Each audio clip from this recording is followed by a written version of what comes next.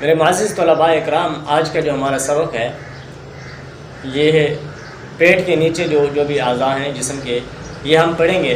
تو سب سے پہلے یہ جانتے ہیں کہ ہم نے پچھلے اسباق میں کیا پڑھا۔ پچھلے ہمارے 3 لیکچر ہو چکے ہیں مسلسل۔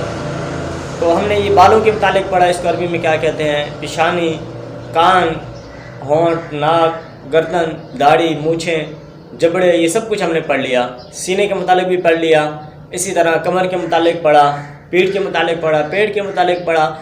پھر اس میں جو اعضاء ہوتے ہیں جسم کے، وہ بھی ہم نے کل کے لیکچر میں پڑھ لیے۔ یعنی اس میں مثلا گردہ ہوتا ہے، پھیپھڑے ہوتے ہیں، اسی طرح پتا ہوتا ہے، اوجری ہوتی ہے۔ تو یہ جو بھی اعضاء ہوتے ہیں یہ ہم نے کل کے لیکچر میں ہم نے پڑھ لیے تفصیل کے ساتھ۔ تو اسی طرح آج ہم آتے ہیں یہ نیچے ران کی طرف، ران، گھٹنا، اسی طرح پنڈلی ہو گئی، پھر پاؤں ہو گیا۔ تو اس کو عربی میں کیا کہتے ہیں، آج ہم یہ پڑھتے ہیں۔ تو سب سے پہلے یہ جانیں کہ ران یہ میں آپ کو ادھر دکھا رہا ہوں، اس ران کو عربی میں فاخذن کہتے ہیں۔ فاخذن، فا خا ذال۔ تو اسی طرح یہ آپ ادھر دیکھ سکتے ہیں، آپ کو یہ نقشے میں بھی دکھا رہا ہے، یہ فاخذن کا مطلب ہوتا ہے عربی میں ران۔ اور اسی طرح ہمارا ایک گھٹنا ہوتا ہے، گھٹنا۔ اس گھٹنے کو عربی میں رکبتن کہا جاتا ہے۔ یہ ساتھ ساتھ میں آپ کو تصویر کے ساتھ بھی دکھا رہا ہوں تاکہ آپ بالکل اچھی طرح سمجھ جائیں۔ تو اسی طرح پھر ہماری گھٹنے کے نیچے ہماری پنڈلی ہوتی ہے، پنڈلی، یہ پنڈلی ادھر دیکھیں۔ اس پنڈلی کو عربی میں ساقن کہا جاتا ہے، ساقن، سین الف قاف۔ اسی طرح پھر یہ ہمارے پاؤں ہوتے ہیں، اس پاؤں کو عربی میں قدم کہتے ہیں۔ قدم ہم اس میں اردو میں بھی استعمال کرتے ہیں، تو یہی لفظ عربی میں استعمال ہوتا ہے، قدم کہتے ہیں پاؤں کو۔ تو اب ہم آتے ہیں اس کولے کی طرف، جدھر ہم بیٹھتے ہیں نماز میں ایک طرف۔ تو ادھر تصویر میں آپ کو بالکل واضح نظر آ جائے گا۔ اس کولے کو عربی میں مقعدن کہا جاتا ہے۔ یہ سرین کا ایک طرف کا جو حصہ ہوتا ہے اس کولا کہتے ہیں۔ تو اس کولے کو عربی میں مقعدن کہا جاتا ہے۔ تو پھر سرین کو کیا کہا جاتا ہے؟ تو سرین کا نام عربی میں مقعدن ہے۔ یہ جو کولا ہوتا ہے، کولے کو عربی میں مقعدتن کہا جاتا ہے، مؤنث استعمال کیا جاتا ہے۔ اور جو سرین ہوتی ہے، سرین کو عربی میں مقعدن کہتے ہیں۔ اب آتے ہیں ہم پیر کی طرف۔ یہ ہماری سرین کے نیچے جو ہمارے پیر ہوتے ہیں، پوری ٹانگیں ہوتی ہیں، اس کو عربی میں کیا کہتے ہیں؟ اس کا عربی میں نام ہے رجلن۔ ٹھیک ہے، رجلن، پاؤں۔ یہ ہمارا یہ سرین کے نیچے سے جو پاؤں تک جاتا ہے، قدم ان تک، تو اس کو ہم رجلن کہتے ہیں۔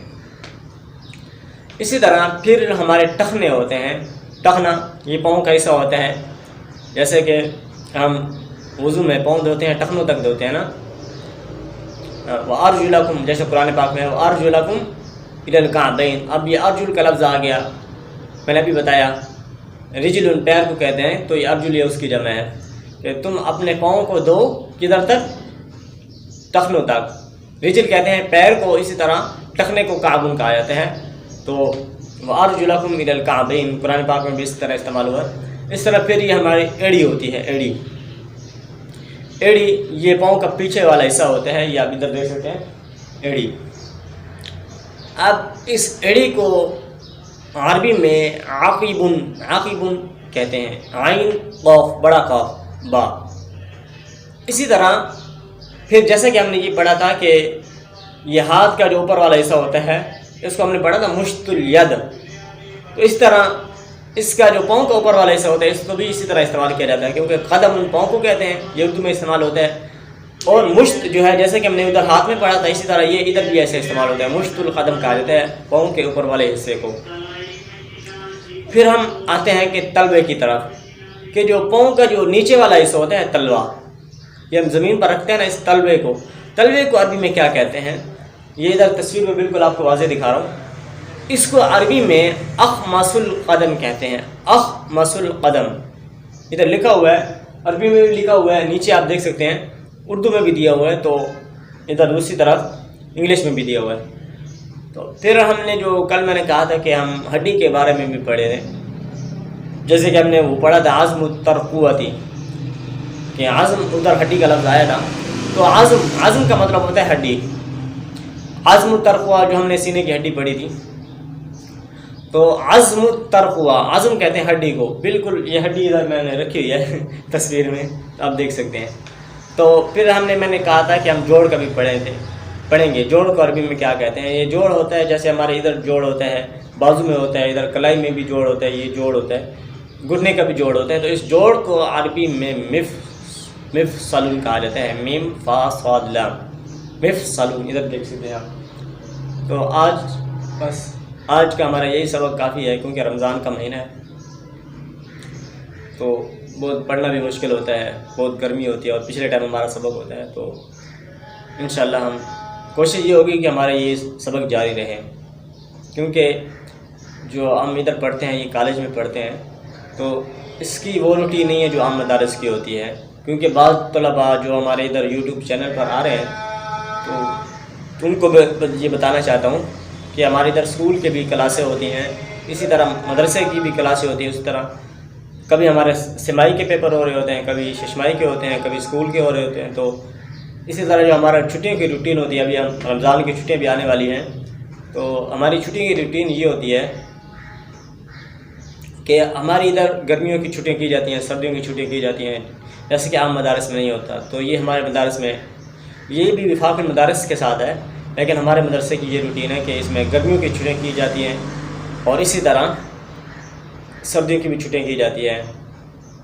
اور اس طرح نہیں ہوتا جیسے یعنی کہ عام مدارس میں یہ ہوتا ہے کہ شعبان رمضان میں چھٹیاں کی جائیں، تو ہمارے ہاں یہ شعبان رمضان کی ہم نے بھی چھٹیاں نہیں کی، اور اس طرح ہوتا بھی نہیں۔ تو ہمارے کل سال میں 75 چھٹیاں ہوتی ہیں۔ تو بس آج ہمارا یہ کافی ہے۔ تو میں نے کہا آپ پریشان نہ ہو، کیونکہ ہماری اگر بیچ میں چھٹی بھی آ گئی نا تو اس سے آپ نے پریشان نہیں ہونا، کیونکہ ہماری چھٹیاں اس میں چل رہی ہوتی ہیں۔ جیسے ابھی میں نے آپ کو بتا دی کہ ہماری چھٹیاں آنے والی ہیں، 2-3 دن تک ہماری چھٹیاں ہو جائیں گی ادھر کلیہ میں۔ تو انشاءاللہ آج کا ہمارا یہ سبق کافی ہے۔ تو اگلے درس میں ہم پھر مزید یعنی کہ جسم کے بارے میں اور نئی چیزیں پڑھیں گے جو ہم نے پہلے سبق میں نہیں پڑھی۔ تو آخر دعوانا ان الحمدللہ رب العالمین۔ آپ نے اس کو اچھی طرح یاد کرنا ہے، جو ہم نے پیچھے پڑھ لیا، پیچھے جو ہم نے سر سے لے کر پاؤں تک جتنے بھی آج ہمارے 4 لیکچر ہو گئے، آپ نے ان 4 کو ریوائز کرنا ہے، بالکل پیچھے سے آپ نے بالکل اچھی طرح ان کو یاد کرنا ہے، تاکہ یہ آپ کے ذہن میں بالکل اچھی طرح بیٹھ جائیں، اور آپ نے اس کو استعمال بھی کرنا ہے۔ جیسے انگلش میں کوئی لفظ استعمال کرتے ہیں، ایک فردن استعمال کرتے ہیں ایک لفظ کو، تو اس طرح ہم عربی میں بھی استعمال کریں گے، اور پھر 1-2 دن تک ہم اس کے جملے بھی شروع کریں گے انشاءاللہ۔ تو ہم عربی بولنے کی طرف جلد از جلد آئیں گے، تو انشاءاللہ ہم بہت ہی آسانی سے سیکھ جائیں گے۔ زیادہ کوئی مشکل زبان نہیں ہے، بہت ہی آسان زبان ہے، کیونکہ قرآن پاک عربی میں ہے، اور یہ بھی ایک بات ہے کہ یہ 27 ممالک کی یہ سرکاری زبان ہے، تو انشاءاللہ ہم اس کو بہت ہی آسانی سے سیکھیں گے۔ ہم نے تو قرآن پاک کی نیت سے سیکھنا ہے کہ ہم نے تاکہ قرآن پاک ہمیں سمجھ میں آ جائے اور حدیث سمجھ میں آ جائے، تو انشاءاللہ نیت اچھی رکھیں گے، کیونکہ حدیث پاک میں آتا ہے کہ انما الاعمال بالنیات، اعمال کا دار و مدار جو ہوتا ہے وہ نیت پر ہوتا ہے۔ تو ہم جیسی نیت ہوگی ویسے ہی ہمیں اجر ملے گا، تو اس میں ہمیں خلوص نیت سے سیکھنا چاہیے۔ تو آخر دعوانا الحمدللہ رب العالمین۔